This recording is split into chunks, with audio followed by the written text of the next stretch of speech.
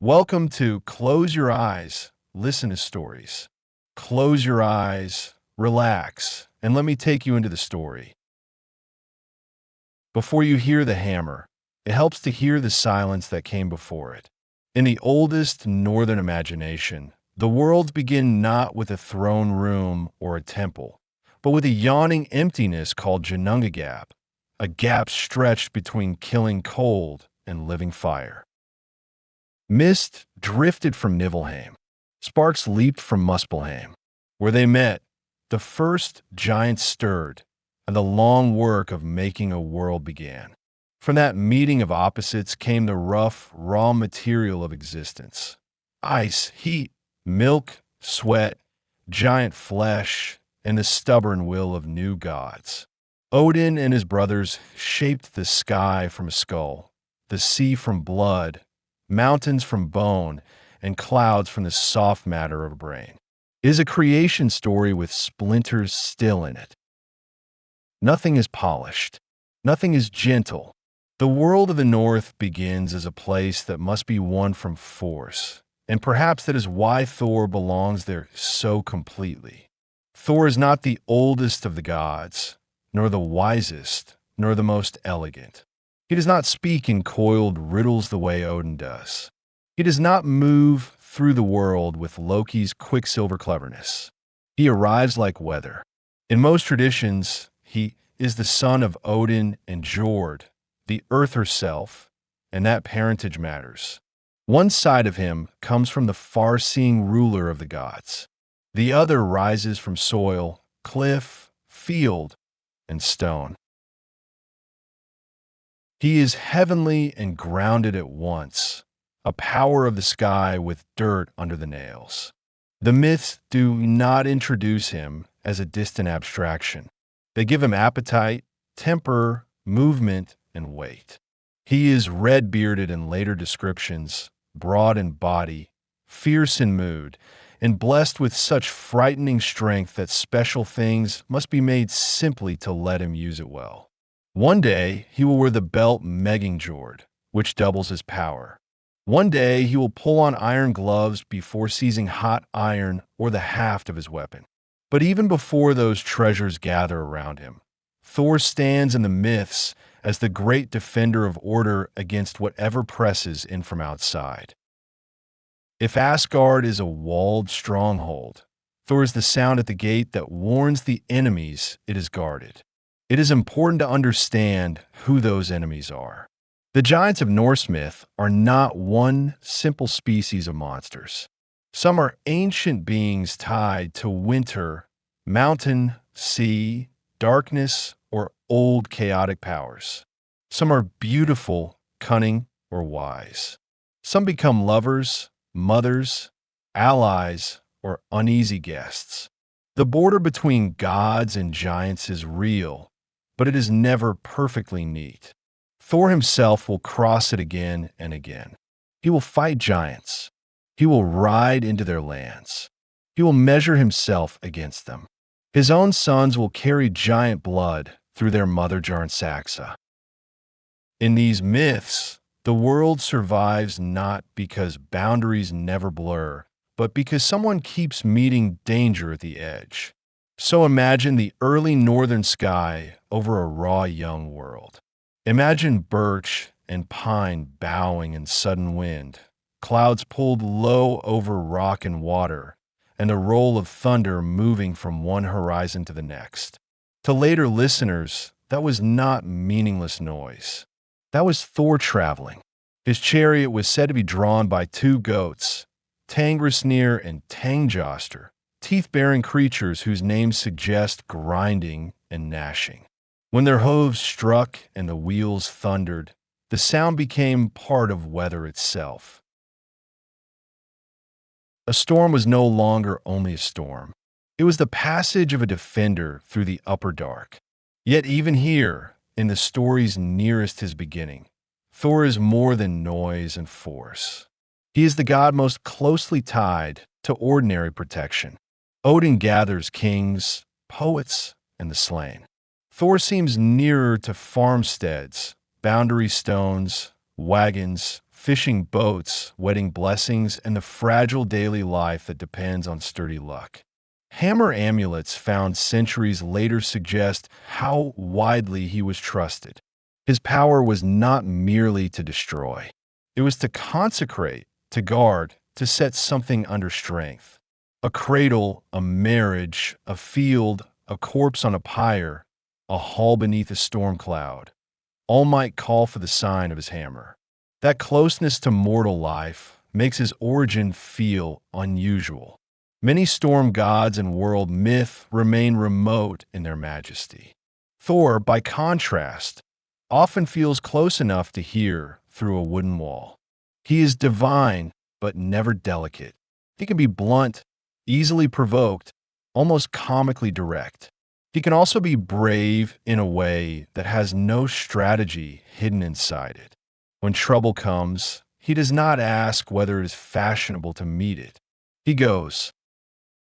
If a bridge shakes, he is the one already crossing. And so his story begins not with serene perfection, but with readiness. A dangerous world has been built from dangerous materials. Frost still remembers its old dominion. Fire still waits at the borders. The sea coils around the lands with ancient things beneath it. Giants still watch from rough country beyond the gods' bright courts. Into that world steps Thor, earthborn and storm-hearted, not yet at the end of his road, not yet holding every famous treasure, but already carrying the shape of his purpose. He will not make the world gentle. He will make it defensible. In the North, that is nearly the same as making it livable.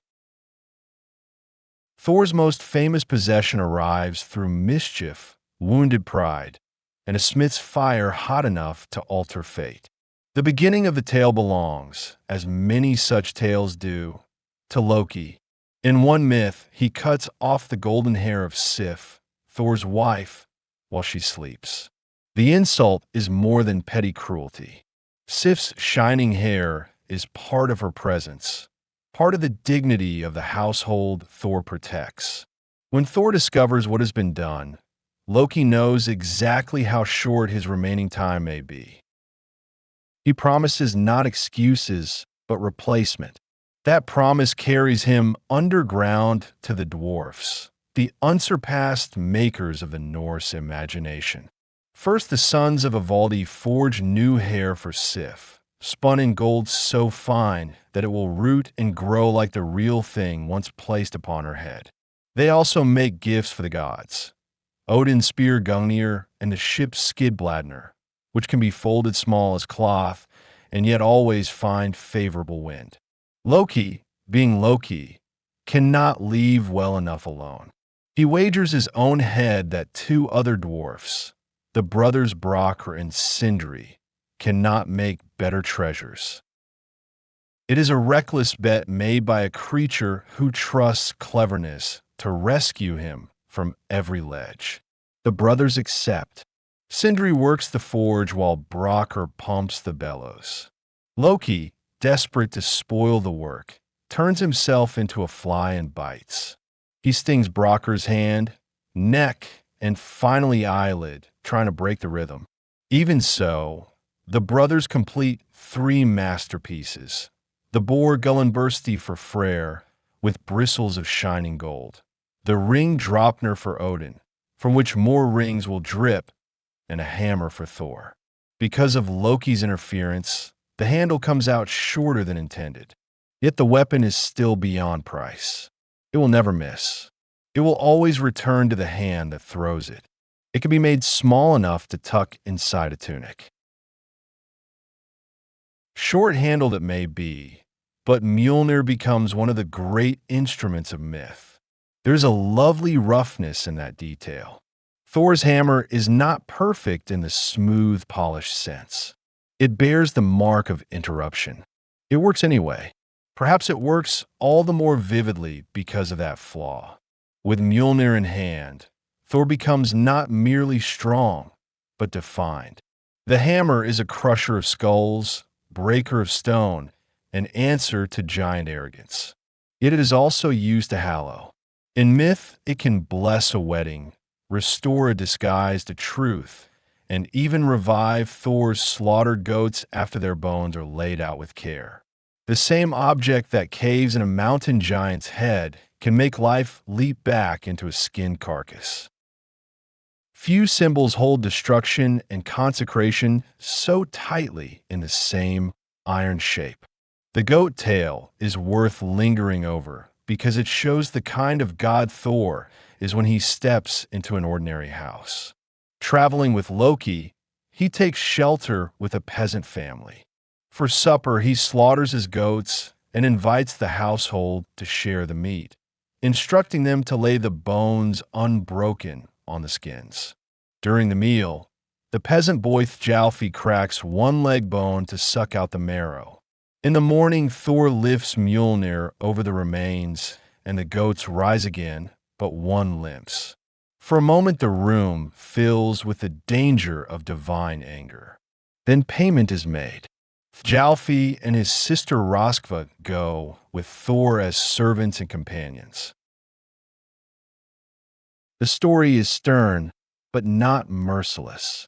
Thor punishes damage, then folds the human children into his road. That road tells you much about his household. Thor is married to Sif, whose golden hair gives the fields a harvest glow in some later interpretations, though the myths themselves are less tidy than symbol books like to be. He fathers children too, Thrud, whose name means strength, Modi and Magni, who will matter deeply at the world's end. Magni's mother is the giantess Jarnsaxa, which reminds you again that Norse myth distrusts clean genealogies. Thor, destroyer of giants, is woven into giant kinship as well. The enemy is never wholly foreign. The border he guards is also a border that lives inside his own family line. And what does he do with Mjolnir once he has it? He rides. He answers threats.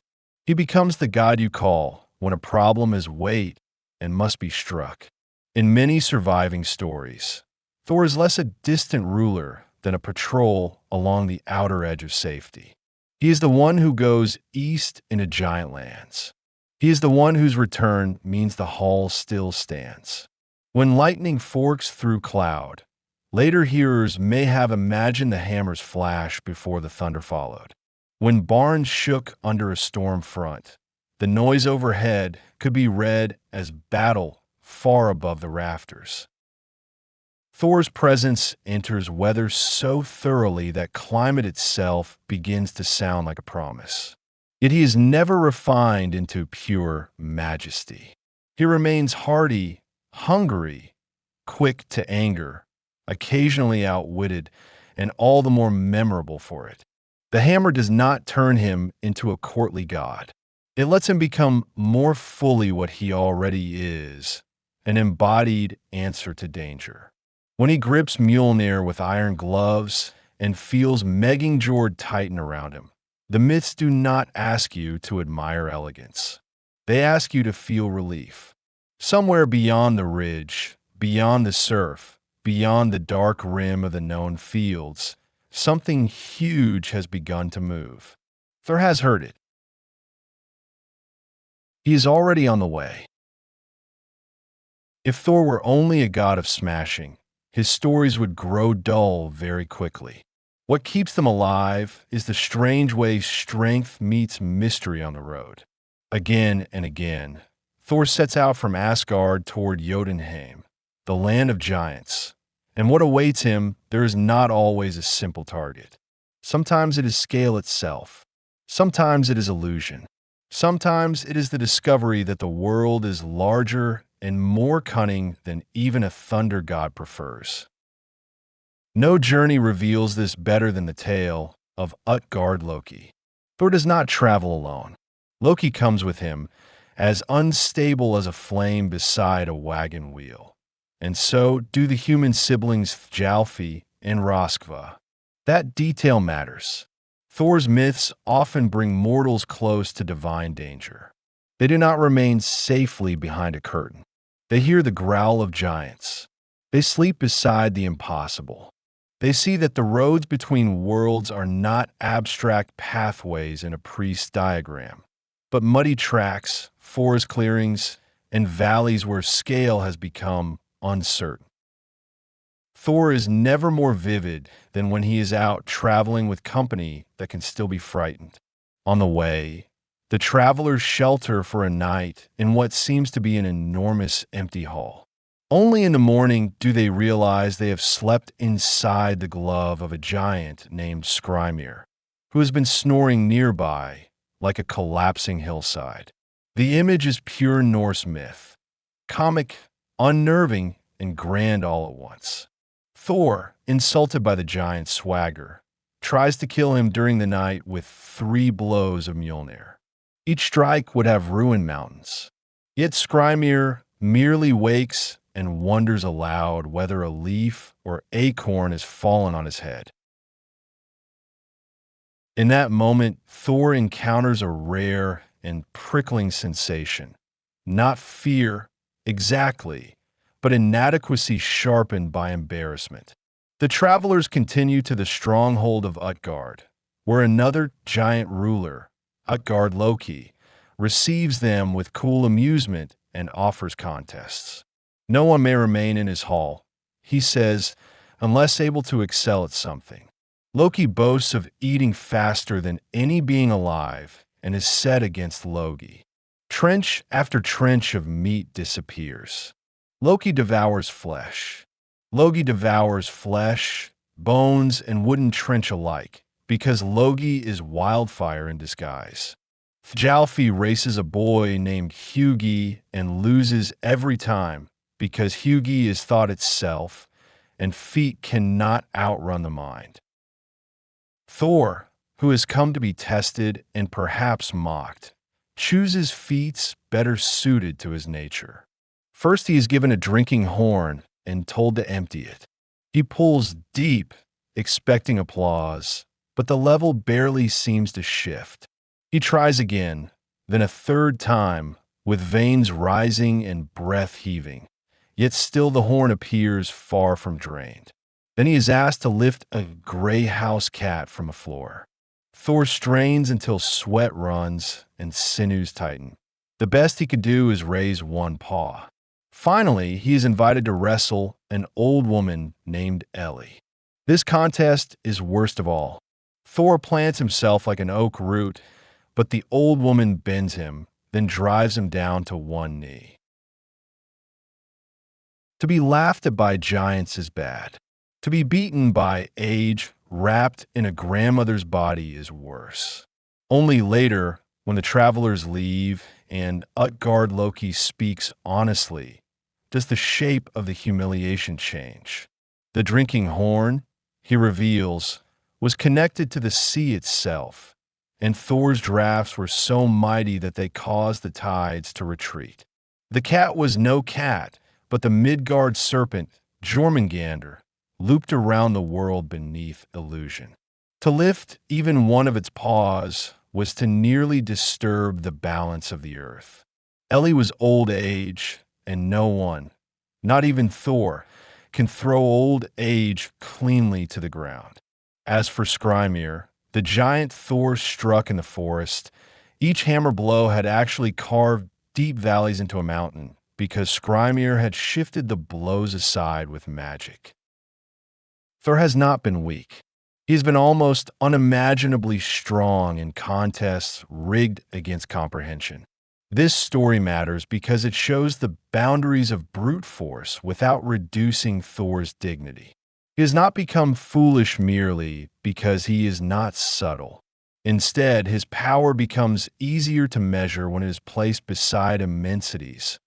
Ocean, serpent thought, age. The giant court does not teach him to stop being Thor. It teaches the listener what Thor really is. He is the kind of force that can make the sea ebb by drinking, nearly lift the world serpent in a hall, and scar mountains in the dark without knowing it. His failures reveal scale. His near successes reveal wonder. There is another quiet lesson hidden here as well. Thor keeps going. He does not master every puzzle. He does not respond to humiliation with philosophical serenity. He blusters, burns, and reaches for the hammer. Yet he continues on the road. That persistence is one reason he feels so close to human admiration. The all-knowing God may dazzle you, but the God who can be tricked, grow furious, learn the true size of the challenge, and still stand up again. That God is easier to trust when the weather turns hard. He is not the lord of a frictionless cosmos. He is the defender of a world where even defenders meet limits. So Thor returns from giant country with no clean victory to hang on the wall. Instead, he brings back something stranger, proof that the universe can exceed even thunder, and that thunder still matters. The road to Jotunheim has shown him mockery, illusion, and measures beyond ordinary strength. It has also shown what happens when strength refuses to vanish under ridicule. Somewhere ahead wait other journeys, some comic, some terrible, some balanced on the narrow line between both. Phil will take them all. The road has learned his wheels. Of all Thor's adventures, one of the strangest begins with absence. He wakes and finds that Mjolnir is gone. For Thor, this is not like misplacing a tool on a shelf. It is like a fortress waking without walls, a storm cloud learning it has no thunder inside it. The gods are thrown into alarm because the missing hammer endangers more than one warrior's pride. Without it, giant powers may push toward Asgard unchecked. The whole order of the mythic world suddenly feels lighter in the wrong way, as if something essential has been stolen from its center of gravity. Loki borrows Freya's falcon cloak and flies to Jotunheim, where he discovers the thief, the giant Tcharwym. Tcharwym has hidden the hammer 8 leagues beneath the earth and will return it only if Freya comes to him as a bride. The demand is perfect giant insolence, half threat and half fantasy of domination. When Loki returns with the news, Freya's anger is so fierce that the hall shakes and the famous necklace Brisingamen trembles on her breast. She will not be traded to a giant for peace. In that refusal, the myths let her stand as more than a beautiful possession. She is power in her own right, and she will not be led like tribute. The solution comes, in most versions, from Heimdall, sharp-eyed watcher of the gods. Let Thor wear the bridal linen, he suggests. Let him hide beneath jewels and veils. Let the giant think he has won until the hammer is placed in the bride's lap to consecrate the marriage. Thor hates the idea. The image alone is enough to make him bristle. Yet necessity in Norse myth often asks for indignity along with courage. Loki, grinning at the absurdity of it all, agrees to go as the bridesmaid. And so the god most associated with blunt force must survive by costume, patience, and a joke stretched nearly to breaking. The journey to Tcharwym's hall is comic, but the comedy never quite erases danger. Thor is veiled and adorned. Keys hang at the belt. Stones may stand in for feminine curves beneath the dress. Loki chatters and steers the deception. When they arrive, Tcharwym is delighted. He orders a feast and gazes at the bride with greedy triumph. Thor, who is still Thor under every layer of fabric, proceeds to eat an ox, 8 salmon, all the sweets set before him, and drink 3 great casks of mead. The giant stares in astonishment. Never has he seen a bride consume like this. Loki answers instantly that Freya has not eaten for 8 nights, so eager has she been for the wedding. It is a lie made plausible only because giants, like fools, often believe what flatters them. Then Tcharwym lifts the veil and recoils from the eyes blazing beneath. Why are they so fierce? He asks. Again, Loki saves the moment, saying the bride has not slept for 8 nights in longing for Jotunheim. Every detail of the tale depends on a thin bridge between appetite and catastrophe. Thor's nature cannot truly be hidden. It flares through the costume again and again. The giant sees hunger, heat, danger. He mistakes them for bridal passion. The myth becomes funny because the misunderstanding is so enormous, but it is also tense because one correct reading would end the whole plan in blood. At last the hammer is brought in and laid upon the bride's lap to hallow the union. That small ritual detail opens a window onto Thor's deeper significance. Mjolnir is not only a weapon of war. It is a sacred instrument placed at marriages, an emblem that blesses as well as destroys. The moment it touches him, the disguise ends in spirit before it ends in cloth. Thor's heart laughs, the old poem says. He seizes the hammer and kills Tcharwym first, then the giant kin around him. What began as burlesque snaps back into familiar form. The protector restored, the insult answered, the cosmic balance righted through devastating force. The room that expected a wedding receives a storm.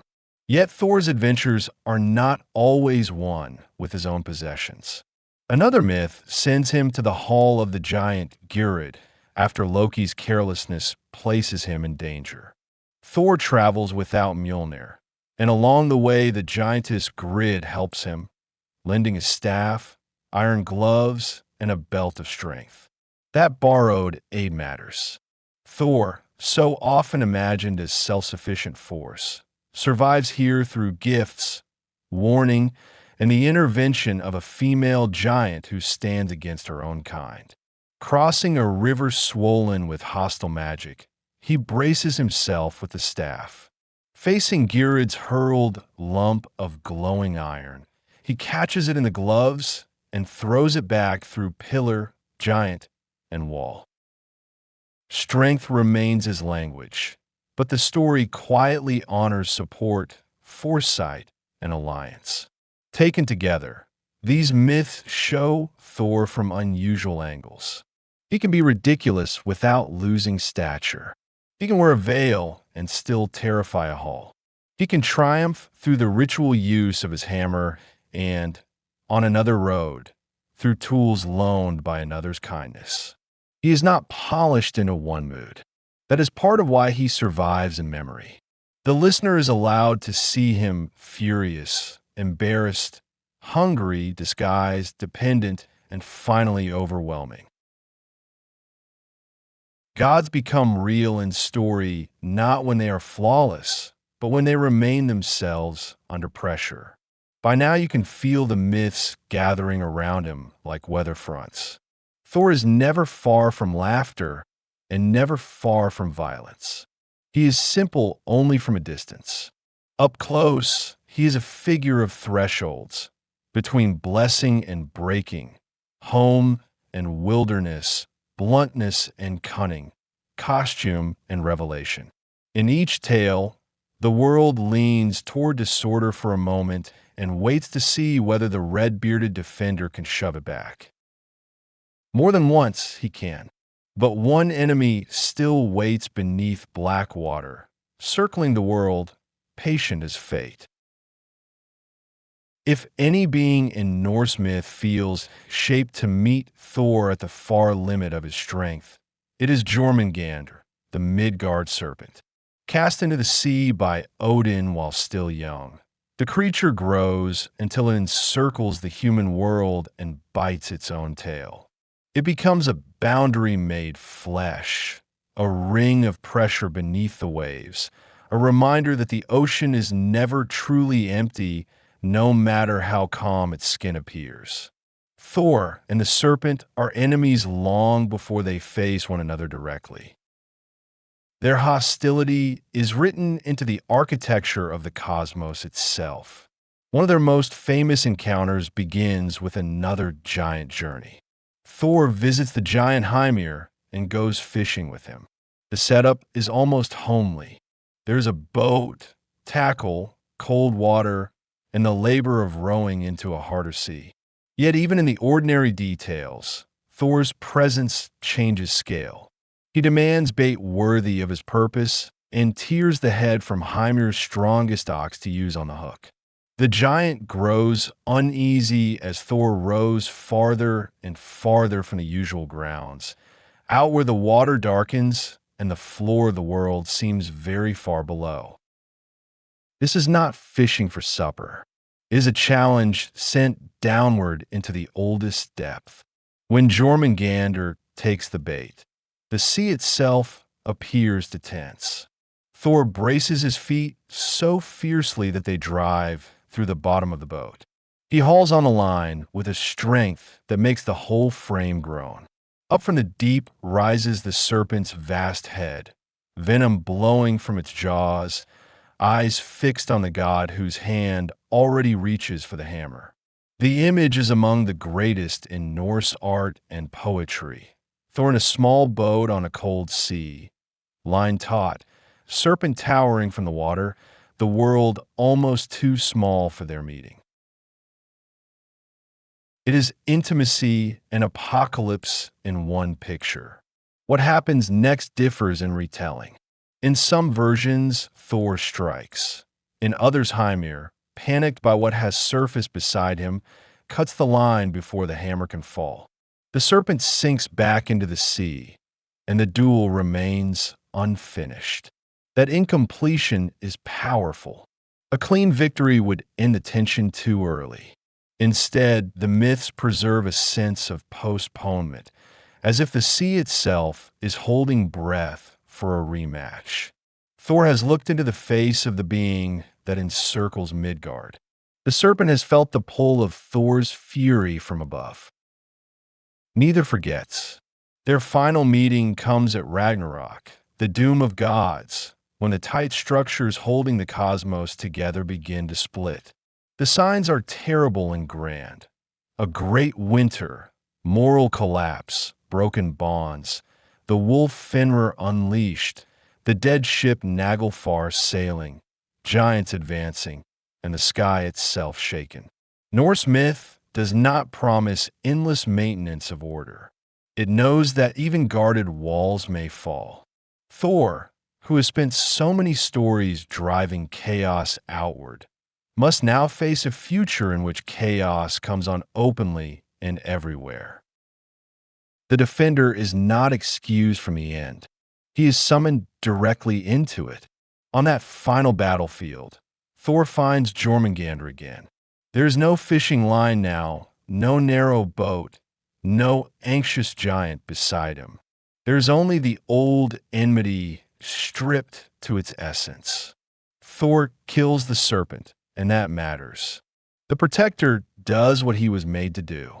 He strikes the world ring down.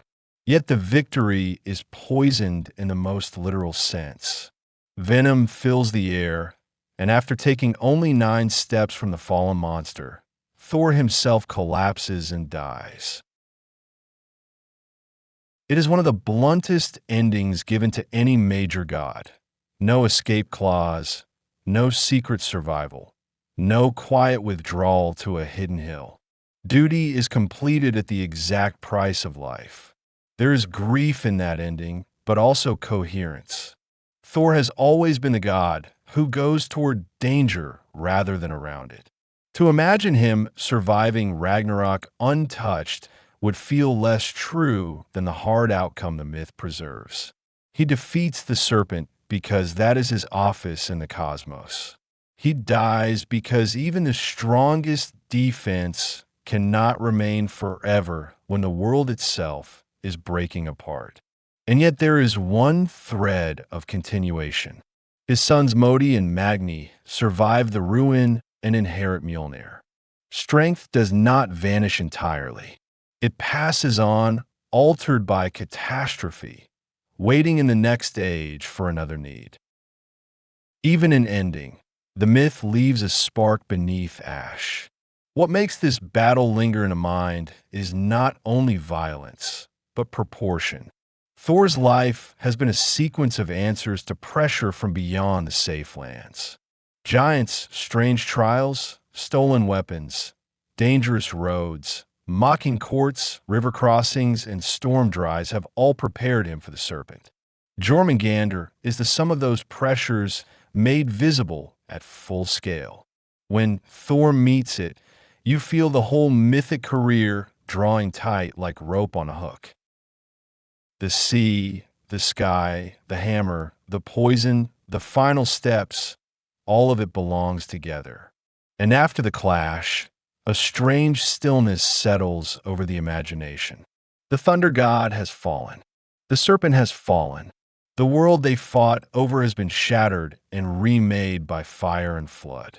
Yet the story does not leave only emptiness behind. It leaves an image of courage without illusion. Thor does not win by escaping death. He wins by facing what must be faced, knowing the cost may be absolute. That is why the old stories give him no clever last-minute trick. For Thor, honor is not invention.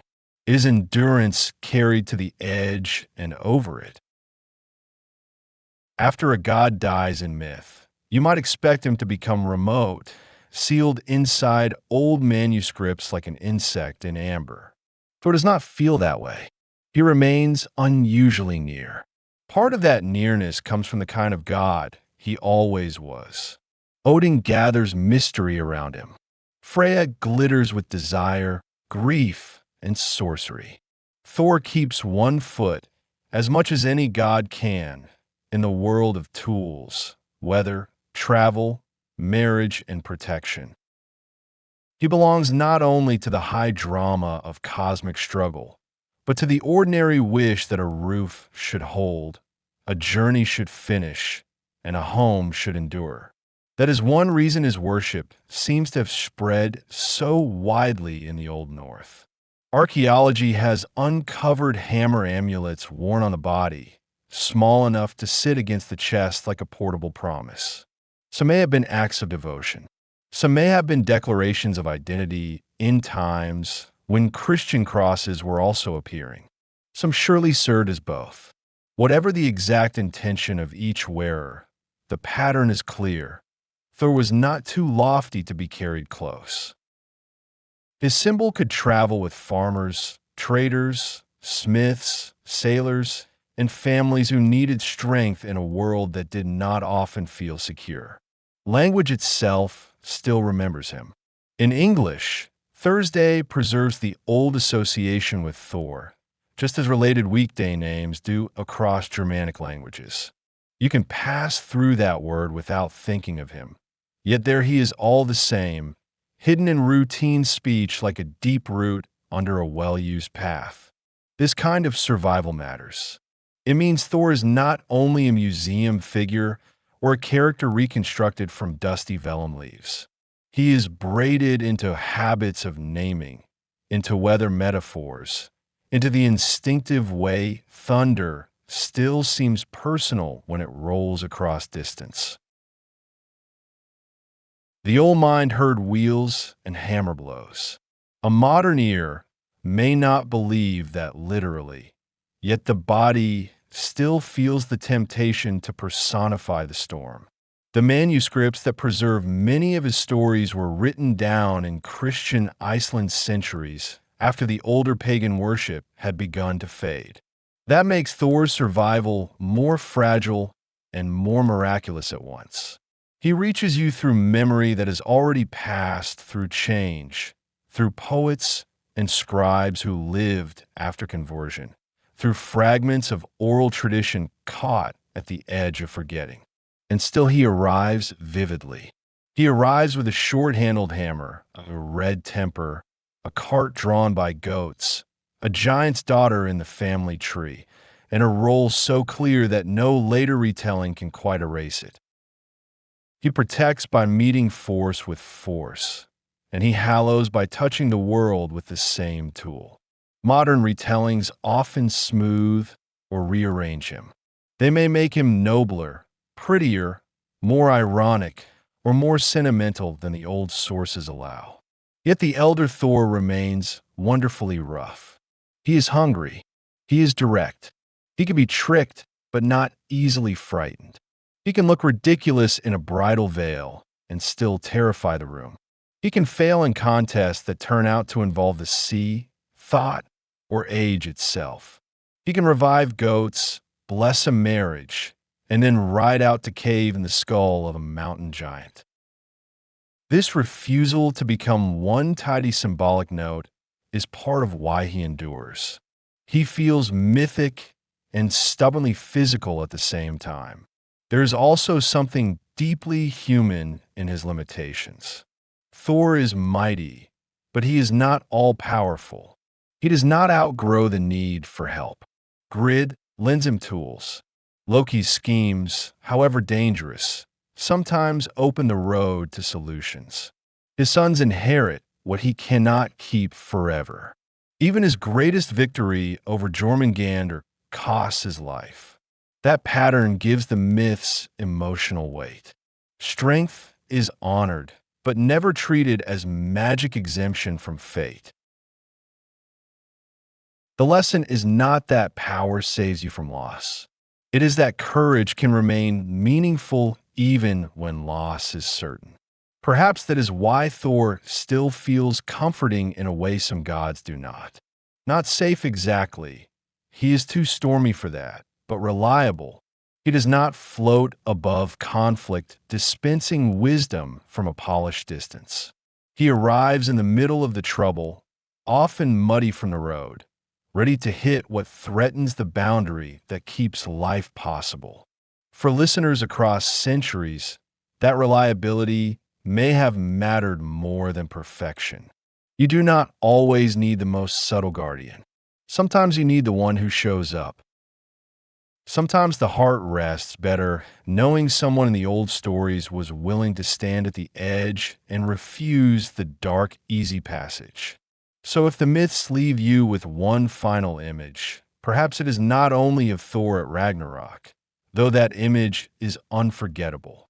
Perhaps it is also of a small hammer charm warming against a person's chest, of distant thunder over fields, of a wagon road heading toward rough country, of a hand closing around a tool meant both to bless and to break.